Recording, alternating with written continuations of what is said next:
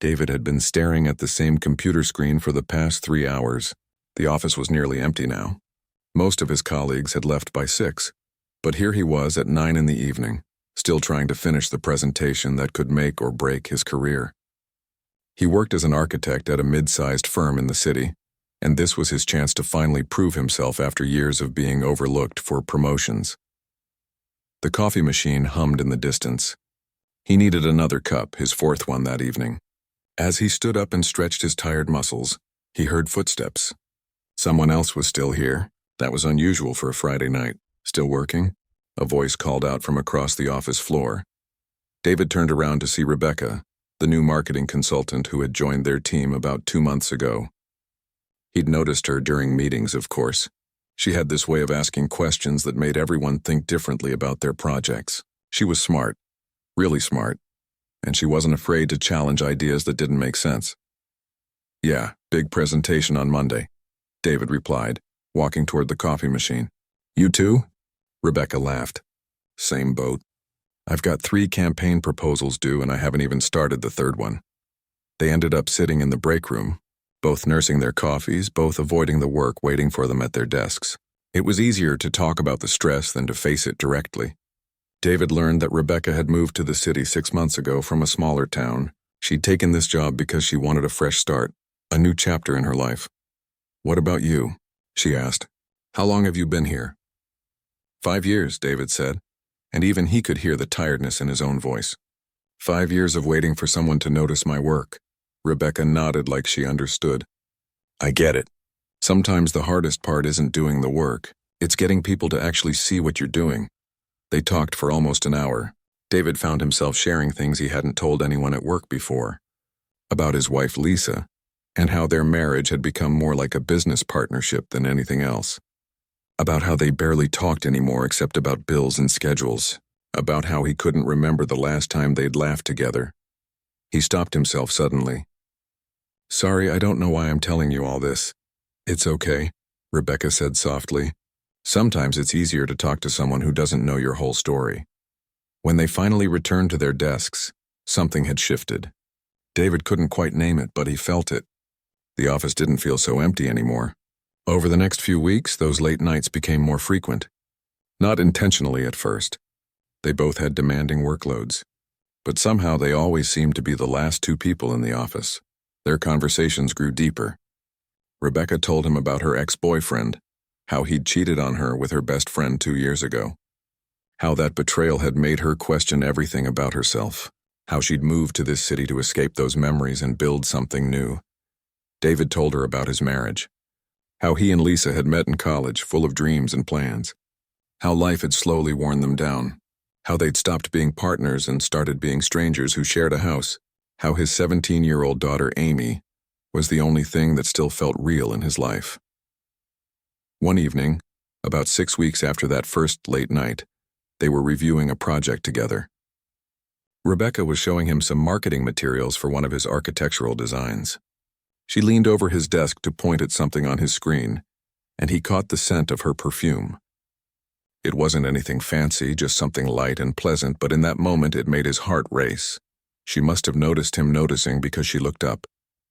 Their faces were close, closer than they'd ever been. For a moment, neither of them moved.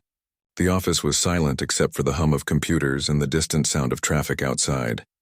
"David," she said quietly, and there was something in her voice he hadn't heard before, something that made him realize this wasn't just friendly coworker conversation anymore. This had become something else.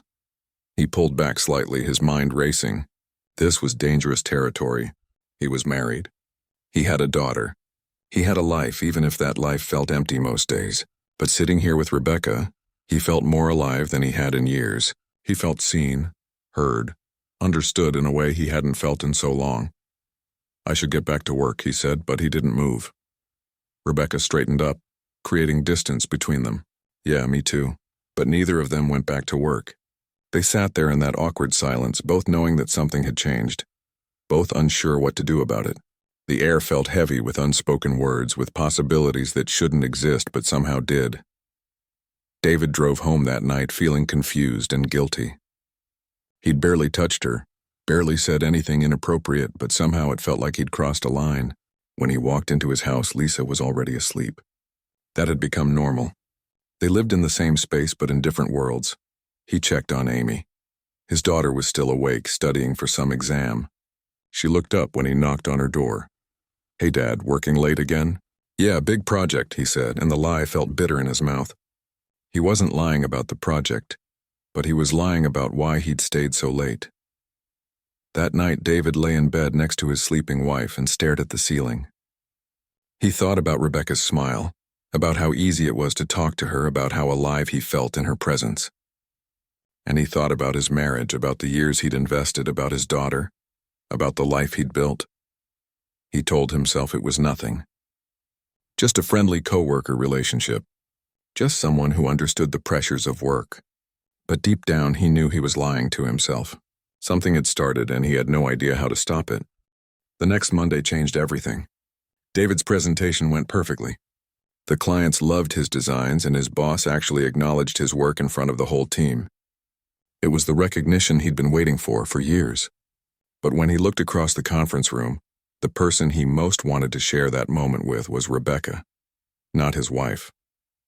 That realization hit him hard. When had this happened? When had Rebecca become the person he thought about first? He tried to push the thought away, but it kept coming back stronger each time. After the meeting, Rebecca caught up with him in the hallway. "You were amazing in there," she said, her eyes bright with genuine happiness for him. "I knew you could do it." "Thanks," David said. "Your marketing materials helped a lot." "We make a good team," she said, and those simple words felt loaded with meaning. They started finding excuses to work together. Joint projects, collaborative presentations, strategy meetings that could have been emails. Everyone at the office noticed how well they worked together. Their boss even commented on it, saying they should partner up more often.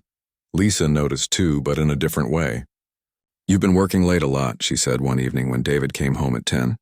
"Big projects," he replied, the same excuse he always used. "Right," Lisa said, and there was something in her tone that made David look at her closely. Did she suspect something? But how could she? Nothing had actually happened between him and Rebecca. They were just friends, co-workers, that's all. Except it wasn't all. David knew it, and deep down Lisa probably knew it too. Their marriage had been dying slowly for years, but now it felt like something was actively killing it. Or maybe David was killing it. Maybe he was the problem. One Thursday evening, Rebecca suggested they grab dinner after work. "We've been working so hard," she said. "We deserve a break." David knew he should say no. He knew this was a line he shouldn't cross, but he said yes anyway. They went to a small restaurant a few blocks from the office, nothing fancy. Just a quiet place where they could talk without the pressure of work hanging over them. They ordered food and wine, and for a couple of hours David forgot about everything else. He forgot about his failing marriage, about the guilt that had been eating at him, about the complications waiting for him at home. He just enjoyed being with someone who made him feel valued and understood. "Can I ask you something?" Rebecca said as they finished their meal. "Sure. Why do you stay?" she asked. "In your marriage, I mean. You're clearly not happy." David didn't have a good answer. "It's complicated," he said finally. "We have history." "We have Amy and divorce?" "It's not that simple." "I'm not trying to pressure you," Rebecca said quickly. I care about you, David. I want you to be happy." Those words hung in the air between them. "I care about you."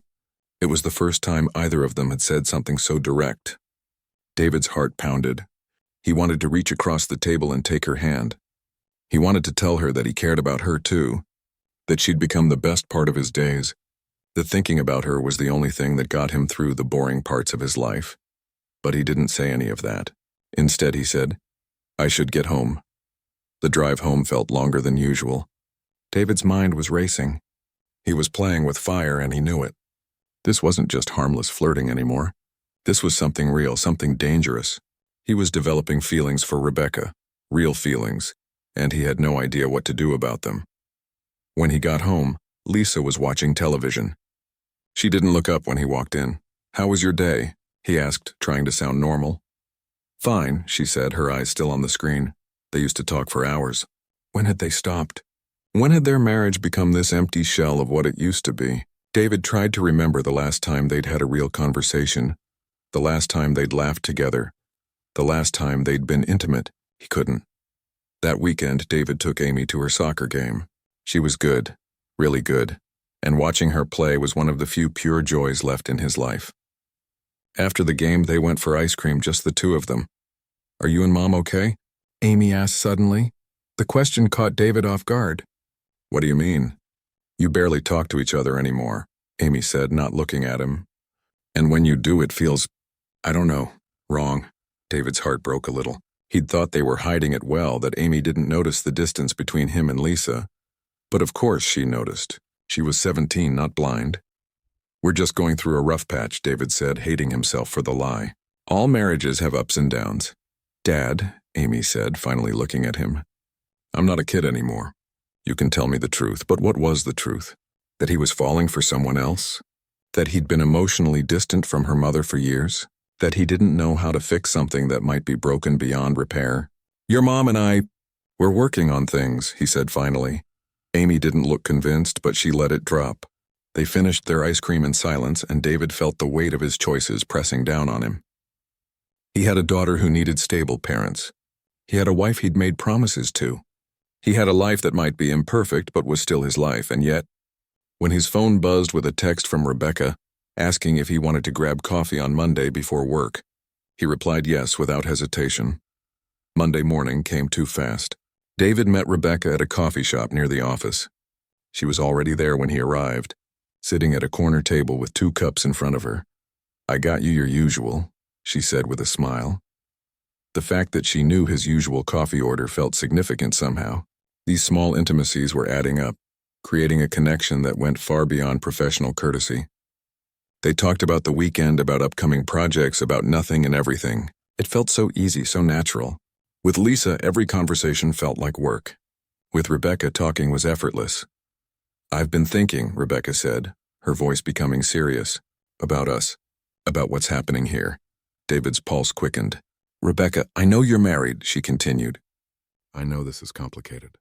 But I can't pretend I don't have feelings for you. I tried, David. I really tried. But spending time with you has become the best part of my day, and I think you feel the same way." There it was. Out in the open. No more pretending. No more dancing around the truth.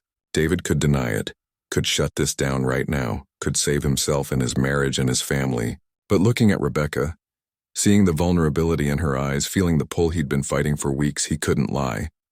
"I do," he admitted, and saying it out loud felt like stepping off a cliff. "I do feel the same way. But I don't know what to do about it." Rebecca reached across the table and placed her hand on his. It was the first time they'd really touched, and the contact sent electricity through David's body. "We don't have to figure it all out right now," she said softly. "But we can't keep pretending this isn't happening either." David looked at her hand on his. He should pull away. He should end this before it went any further. But he didn't. Instead, he turned his hand over and intertwined his fingers with hers. In that moment, sitting in a coffee shop on a Monday morning, David made a choice that would change everything. He chose to stop fighting what he was feeling. He chose Rebecca, at least for now, and he knew deep down that there would be consequences he couldn't yet imagine. 3 months passed in a blur. David and Rebecca grew closer, more connected, more dependent on each other. They weren't physically intimate, not yet, but emotionally they'd crossed every line that mattered. They texted constantly, met for coffee before work, had lunch together almost every day, and found reasons to work late so they could be alone in the office. David became 2 different people. At work with Rebecca, he was energized, passionate, alive. At home with Lisa and Amy, he was a ghost of himself, going through the motions, counting down the hours until he could see Rebecca again. The guilt was always there, a constant weight in his chest, but he pushed it aside. He told himself he deserved to be happy. He told himself his marriage was already dead, so what difference did it make? Lisa noticed the change. How could she not? David was distant in a new way, not just emotionally absent, but actively somewhere else even when he was physically present. She started asking more questions. Where had he been? Who was he texting? Why was he always at the office? David's lies became more elaborate. Extra projects, difficult clients, demanding deadlines. Lisa didn't believe him, he could see that, but she didn't push too hard either. Maybe she didn't want to know the truth. Maybe she was afraid of what she'd find. At work, people were starting to talk. The receptionist, Michelle, had noticed how much time David and Rebecca spent together. The accounting manager, Tom, had made a joke about them being joined at the hip. Their boss had commented that they seemed to have great chemistry when working together. Everyone could see what was happening except, apparently, David and Rebecca themselves. Or maybe they just didn't want to admit it. One Friday evening, everything came to a head. David and Rebecca had stayed late again, working on a proposal that needed to be submitted Monday morning. But they'd finished hours ago. Now they were just sitting in the conference room, talking, neither wanting to leave and go back to their separate lives. "What are we doing, David?" Rebecca asked suddenly. "What do you mean?" "This," she gestured between them. "Us, we're not just co-workers anymore. We're not even just friends. But we're not. We're not anything else either. We're stuck in this in-between place, and it's driving me crazy." David knew exactly what she meant. They were having an emotional affair, plain and simple. They'd been having one for months. The fact that they hadn't been physically intimate didn't make it any less real, any less of a betrayal. "I know," David said quietly. "I think about you all the time, Rebecca. You're the first thing on my mind when I wake up, and the last thing I think about before I sleep. But I'm still married. I still have a family. Do you love her?" Rebecca asked. "Your wife. Do you still love her?"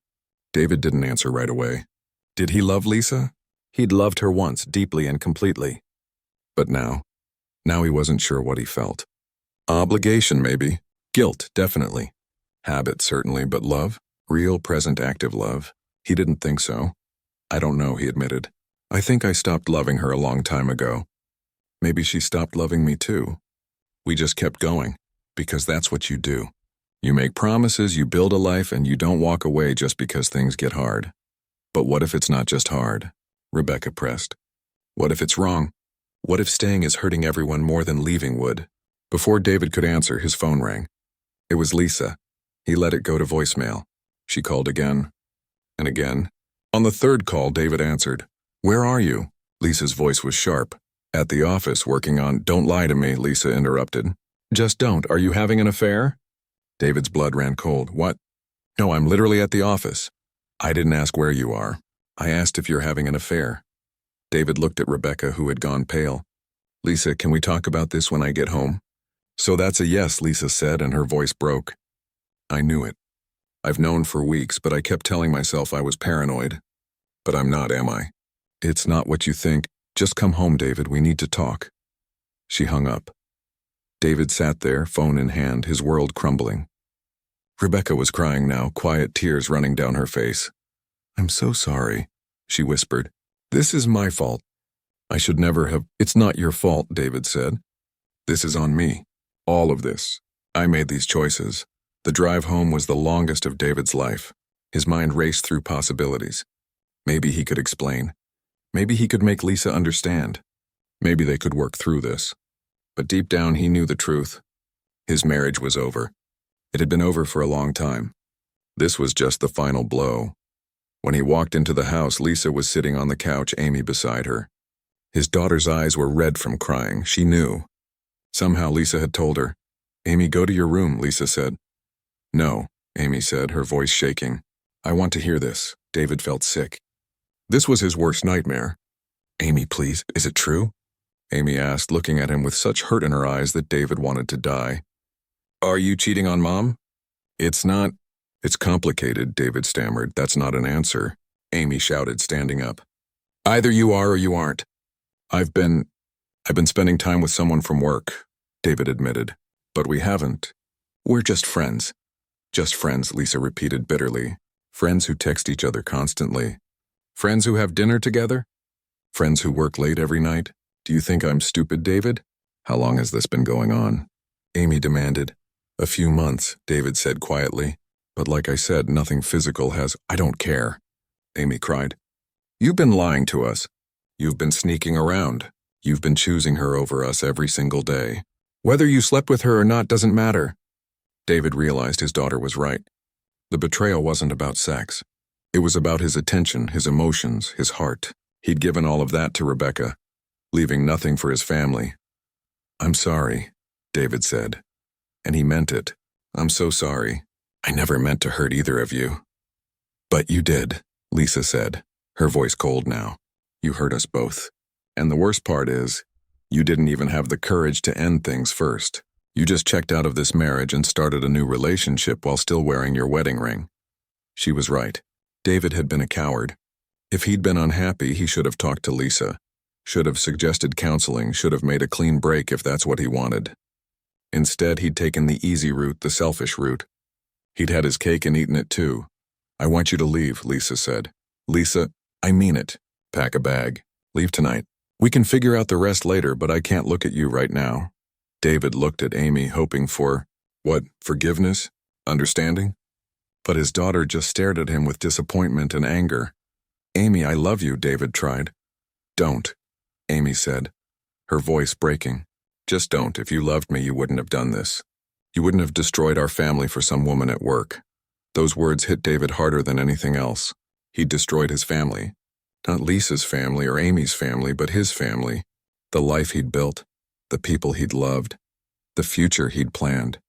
All of it was gone now. He packed a bag in silence. Lisa watched from the doorway of their bedroom, not helping, not speaking. When he was done, he stood there, trying to find words that could fix this. But there were no words. Nothing he could say would change what he'd done. "I really am sorry," he said one more time. Lisa just shook her head. "I'm sure you are. But sorry doesn't undo the last 3 months. Sorry doesn't give me back the husband I thought I had. Sorry doesn't fix what you've broken." David left his house that night with one suitcase and the crushing weight of his mistakes. He checked into a hotel and sat on the edge of the bed, staring at his phone. He should call Rebecca, tell her what happened. But he couldn't bring himself to do it. This was all too real now, too painful, too consequential. His phone buzzed. A text from Rebecca. "Are you okay?" "I've been worried." David typed and deleted several responses. Finally, he just wrote, "No, but I will be, eventually." He lay back on the uncomfortable hotel bed and stared at the ceiling. His marriage was over. His relationship with his daughter might be irreparably damaged. His life as he knew it was destroyed. And for what? For feelings? For the excitement of something new? For the fantasy that someone else could make him happy when he couldn't make himself happy? David realized too late that running from his problems hadn't solved anything. It had only created new, worse problems, and now he'd have to live with the consequences of his choices. The next few weeks were the hardest of David's life. He lived in an extended-stay hotel, a depressing room that smelled like cleaning products and disappointment. Lisa filed for divorce almost immediately, and David couldn't blame her. Their marriage had been dying for years, but he'd been the one to drive the final nail into its coffin. Amy wouldn't speak to him. He'd tried calling, texting, even showing up at the house once. Lisa answered the door, her face hard. "She doesn't want to see you right now," she said. "You need to respect that. She's my daughter," David protested. "Yes, she is. And you broke her heart. Give her time." Work became unbearable. The news of David's separation spread quickly through the office. People took sides. Some were sympathetic, others judgmental. Michelle from reception stopped making small talk with him. Tom from accounting avoided eye contact in the hallways. Even his boss seemed disappointed, though he never said anything directly. And then there was Rebecca. At first, David thought they'd finally be free to be together. No more hiding, no more guilt, no more sneaking around. But reality was nothing like his fantasy. The moment his marriage ended, everything between them changed. They tried to continue their relationship. They had dinner together a few days after David moved out, but it felt wrong, forced. The excitement was gone. The forbidden nature of their connection had been part of its appeal. David realized too late.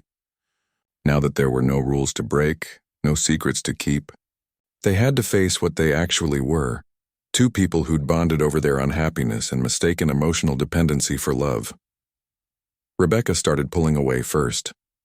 She canceled plans, responded to texts less frequently, seemed uncomfortable around him at work. David could feel her slipping through his fingers, and he panicked. He'd given up everything for her. His marriage, his relationship with his daughter, his reputation at work. She couldn't just leave now. "We need to talk," Rebecca said one evening 2 weeks after David's separation. They were in her apartment, a space he'd imagined visiting so many times during their months of emotional intimacy. Now that he was finally here, it felt hollow. "That's never good," David tried to joke, but his voice was shaky. Rebecca sat down across from him, creating physical distance that mirrored the emotional distance growing between them.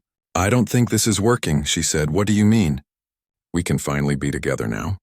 No more hiding, no more—" "That's the problem, David," Rebecca interrupted gently. "I think what we had worked because it wasn't real. It was an escape from our real lives. But now it is real, and I'm not sure we're what we thought we were." David felt panic rising in his chest. "You can't mean that. We've been through so much together. We care about each other." "I do care about you," Rebecca said, and she looked genuinely sad. "But caring isn't enough. We never had a real relationship, David. We had intense conversations and emotional connection, but we never dealt with real life together. We never argued about bills or household chores. We never had boring weekends or struggled through difficult times. We had this perfect romantic fantasy, and now that it's real, I'm realizing I don't know how to do this." "So you're just giving up?" David asked, anger creeping into his voice. "I'm being honest," Rebecca said. "And I think if you're honest with yourself, you'll admit you feel it too. This isn't what we thought it would be." She was right, and David hated that she was right. Being with Rebecca now felt like trying to hold on to smoke. The more he grasped, the less he had. The connection they'd shared had been built on stolen moments and the thrill of doing something they shouldn't. Without that, they were just two damaged people who barely knew each other. "I left my wife for you," David said, his voice breaking. "I destroyed my family for this." Rebecca's eyes filled with tears. "I never asked you to leave her. I never pushed you to make that choice. You did that on your own, David, and I think maybe you left her because your marriage was already over, not because of me.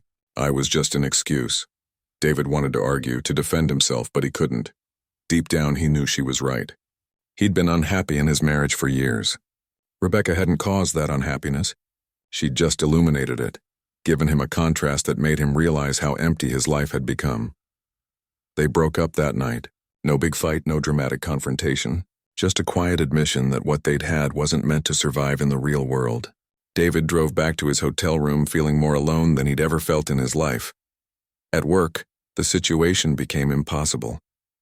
David and Rebecca tried to maintain professionalism, but the awkwardness was palpable. Their colleagues noticed, of course. The gossip intensified.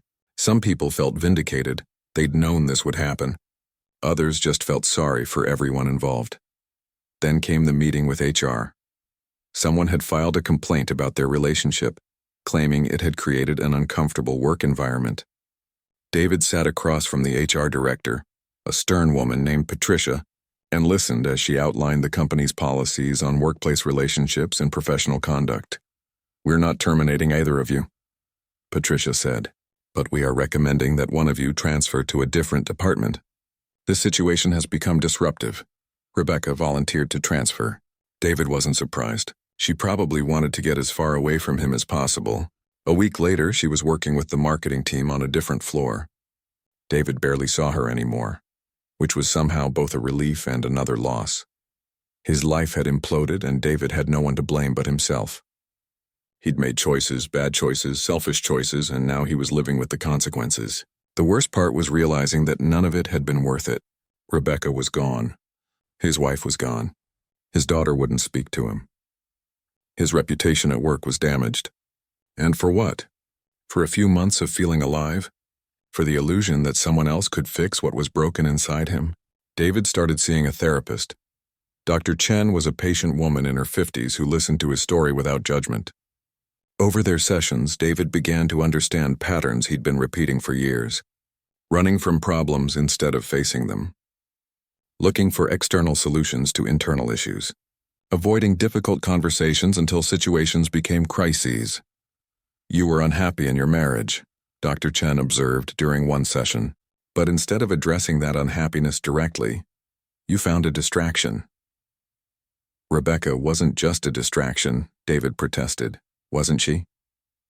Dr. Chen asked gently. "You describe your connection with her as intense and consuming. But you also describe never having a single difficult conversation with her. You never disagreed, never worked through problems, never dealt with real-life challenges together. That's not a relationship. That's an escape." David sat with that truth. He'd been escaping from his failing marriage, from his own unhappiness, from the hard work of actually fixing his life. Rebecca had been exciting precisely because she wasn't real. She was a fantasy, perfect because she was untested by the mundane realities of actual life. What do I do now? David asked, feeling lost. You do the work you should have done before, Dr. Chen said. You figure out who you are, what you want, why you make the choices you make. You can't build a healthy relationship with anyone else until you have a healthy relationship with yourself. David tried to reach out to Amy again. He wrote her a letter, a real handwritten letter, because texting seemed too impersonal for what he needed to say. He apologized not just for the affair, but for all the ways he'd failed her as a father, for being emotionally absent even when he was physically present, for modeling an unhealthy relationship, for making choices that hurt her without considering how they'd affect her. He didn't know if she'd read it. He didn't know if she'd respond.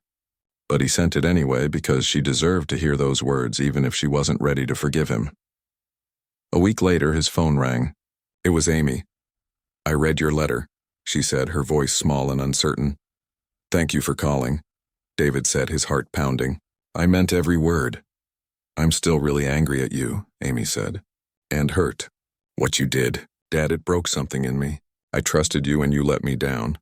I know, David said, tears streaming down his face. I know, and I'm so sorry. But, Amy continued, I also know you're still my dad, and I don't want to lose you completely, so I'm willing to try. Slowly. But you have to actually change, Dad. Not just say you will. Actually do it. It wasn't forgiveness, not yet. But it was a door left slightly open, and David knew that was more than he deserved. He promised Amy he'd do better, and for the first time in months he meant it. 6 months passed. David's life looked completely different now. The divorce was finalized. Lisa got the house, which was fair. David found a small apartment across town, nothing fancy, but it was his. A place to rebuild, to start over. His relationship with Amy improved slowly. They had dinner once a week, just the two of them. At first, the conversations were awkward and surface level, but gradually they began to talk about real things. Amy told him about school, about her college applications, about the boy she was dating. David listened, really listened in a way he hadn't for years. You're different, Amy observed one evening over pizza. More present. I'm trying, David said. I'm actually trying now instead of just going through the motions. It shows, Amy said, and she gave him a small smile. It wasn't the adoring smile of the little girl who used to think her daddy could do no wrong, but it was genuine, earned, and that made it more valuable. Work had improved too. The gossip had mostly died down, replaced by new office drama. David threw himself into his projects, not as an escape this time, but because he genuinely cared about the work. He got another promotion, one he'd earned through actual merit rather than hoping someone would finally notice him. He saw Rebecca sometimes in passing. They'd exchange polite hellos, nothing more. She looked happy, or at least okay. David heard through the office grapevine that she was dating someone, a guy from outside the company. He felt a small pang when he heard that, but it wasn't jealousy. It was just the ghost of what might have been if circumstances had been different. But David had learned that what might have been was just another fantasy. Real life happened in the present, not in imagined futures. Dr. Chen helped him understand something crucial. He'd been looking for other people to make him feel whole. First Lisa, then Rebecca. Always someone else who would supposedly fix what was broken inside him. But wholeness doesn't work that way. You can't outsource your happiness to another person. David started doing things he'd neglected for years. He took up running, not because he wanted to lose weight or impress anyone, but because it cleared his head. He reconnected with old friends, guys he'd lost touch with during his marriage. He read books, took a cooking class, learned to play guitar. He built a life that was his, not dependent on anyone else for its value. Lisa started dating too. David heard about it from Amy and he felt nothing. Not pain, not jealousy, just a quiet acceptance. Lisa deserved to be happy. Their marriage had failed, but that didn't make her a bad person. They'd both contributed to its demise, had both checked out long before David met Rebecca. They'd just been going through the motions, staying together because leaving seemed harder than staying. One day, about 8 months after his divorce was finalized, David ran into Lisa at Amy's soccer game. They stood on opposite sides of the field at first, maintaining the distance they'd kept since the separation. But at halftime, Lisa walked over to him. "Hey," she said. "Hey," David replied, uncertain what this meant. "She's doing well," Lisa said, nodding toward Amy on the field. "Despite everything. Yeah, she is. She's stronger than both of us. They stood in awkward silence for a moment. Then Lisa said, "I'm not here to rehash everything. But I wanted to say, I've been thinking a lot about our marriage, about how it ended, and I realized I played a part in its failure too. I checked out years ago, stopped trying, stopped caring. What you did with Rebecca was wrong, but I wasn't innocent either." David was surprised. He'd expected Lisa to hate him forever, and she'd have had every right to. "I appreciate you saying that," he said carefully. "But what I did was still my responsibility. I should have talked to you. Should have suggested counseling, should have done something other than what I did." "Yeah, you should have," Lisa agreed. "But life's too short to hold on to all this anger. I'm not saying we should be friends, but we're Amy's parents and we'll be in each other's lives in some capacity forever. We might as well try to be civil." It wasn't a grand reconciliation or even forgiveness, really, but it was a truce, an agreement to let go of the bitterness and move forward. David took it as the gift it was. That night, David sat alone in his apartment, guitar in hand, practicing a song he'd been working on. His phone buzzed with a text from Amy. "Good game today. Thanks for coming. Love you, Dad." 3 simple words. Love you, Dad. Words he'd heard a million times before but hadn't truly appreciated until he almost lost the right to hear them. David typed back, "Love you too, kiddo. Proud of you always." He put his phone down and looked around his apartment. It wasn't much, nothing compared to the house he'd shared with Lisa, but it was honest. No more lies, no more pretending, no more living double lives. Just him, alone with himself, doing the hard work of becoming someone he could be proud of. David thought about Rebecca sometimes, about those intense months when they'd been drawn to each other like moths to flame. He understood now what had really happened. They'd both been unhappy, both looking for something to make them feel alive. They'd found each other in mistaken intensity for love, escape for connection. It had felt real because they'd wanted it to be real, needed it to be real. But real love, David was learning, wasn't about intensity or perfection. It was about showing up consistently, working through problems, choosing someone even on boring days and difficult days. It was about building something together brick by brick through honesty and effort and commitment. He and Lisa hadn't had that. He and Rebecca definitely hadn't had it, but maybe someday with someone new he could build something real, or maybe not. Maybe he'd be alone for a while and that would be okay too. He was learning to be comfortable with himself, to find value in his own company. That was something he'd never had before. A sense of self that existed independently of anyone else. A year after everything fell apart, David took Amy out for her 18th birthday. They went to her favorite restaurant, just the two of them. She was heading to college in a few months, moving across the country to study architecture. Following in her dad's footsteps, she said, even though he disappointed her so badly. "I'm proud of you," David said over dessert.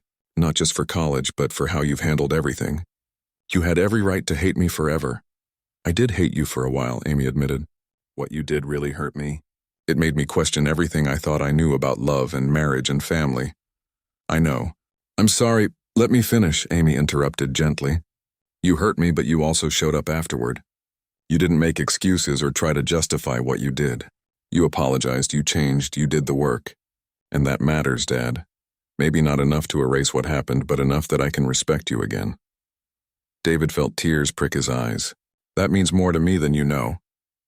"I learned something from watching you and Mom," Amy continued. "I learned that people are complicated. Good people can make bad choices. Marriages can end without anyone being a villain. Love isn't enough if you're not willing to do the work. And sometimes the hardest thing is being honest about when something isn't working anymore." David was struck by his daughter's wisdom. She'd grown up so much this year, forced to mature by circumstances he'd created. "When did you get so smart?" he asked with a smile. "I had a good teacher," Amy said, "even if that teacher had to screw up royally to teach me the right lessons." They laughed together, and it felt good. Healing wasn't linear, David had learned. There were still hard days, days when the weight of his mistakes felt crushing. But there were also days like this, moments of connection and understanding, that reminded him why he'd committed to doing better. David never did pursue another serious relationship. Oh, he dated here and there, went out with a few women from dating apps or friends of friends. But he wasn't looking for someone to complete him anymore. He was already complete, just on his own. If someone came along who enhanced his life rather than defined it, great. If not, that was okay too. Rebecca moved to another city about a year after everything happened. David heard through mutual friends that she'd gotten engaged to someone she met there. He felt happy for her, genuinely. They'd both needed to leave that chapter behind, to start fresh somewhere without all the baggage and memories. David's life wasn't perfect. He still struggled sometimes with loneliness, still had moments of regret about the pain he'd caused. But he'd learned something valuable from his mistakes. You can't run from your problems, and you can't expect someone else to fix what's broken inside you. The only way forward is through the pain, through the work, through the uncomfortable process of looking at yourself honestly and choosing to do better. 2 years after his divorce, David stood in the audience at Amy's college graduation.